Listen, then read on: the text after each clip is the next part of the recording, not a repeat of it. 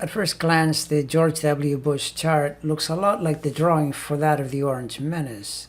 Since George is born around the same time, about a month later, it means many of the slower moving planet positions are going to be the same.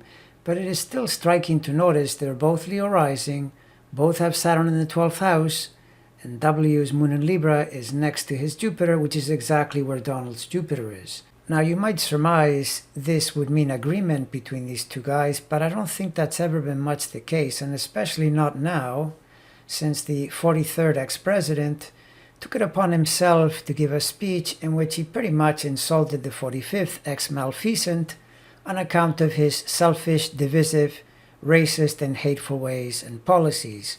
When you essentially say that the January 6th insurgents have the same spirit as the Al-Qaeda psychopathic 9/11 extremists, you are basically kicking the Orange Menace in the groin, since he is determined to convince Republicans that the MAGA insurrectionists were actually great patriots defending the country and the Constitution. Of course, here is another life rule for you. If Trump opens his mouth, whatever spews out, just think the opposite and you'll know the truth of the matter. So on this one I'm with W, even if I remember his 8 years as president being a rather irritating period, watching him do a pretty crappy job. But hey, what can I tell you? When people like G.W. Bush and John Bolton sound like sensible statesmen, you know the country is in trouble.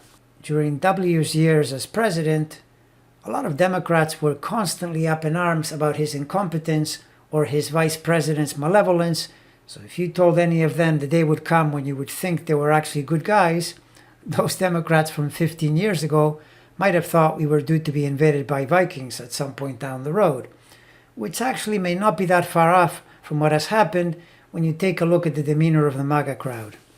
Astrologically, although the two charts are indeed very similar, and W definitely used to play off that Jupiter-Sun square with an irritatingly arrogant demeanor, it turns out that his 12th house Sun in Saturn does incline him to broadly believe in public service, unlike this bag of corrupt human protoplasm who tunes his 3 12th house planets, Mercury, Venus, and Saturn, to criminality in all forms. If he hears about something unsavory, illegal, or discovers some kind of grifting scheme, he's all in every time.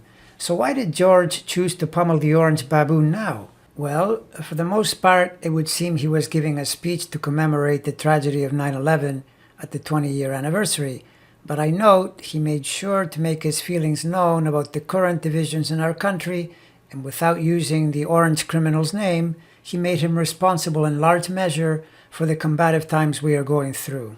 George W. will never be the sharpest pencil in the drawer, but I'm pretty sure he has a heart, in contrast to this escapee from a mental asylum where Satan's legions dwell, and therefore the very definition of heartless.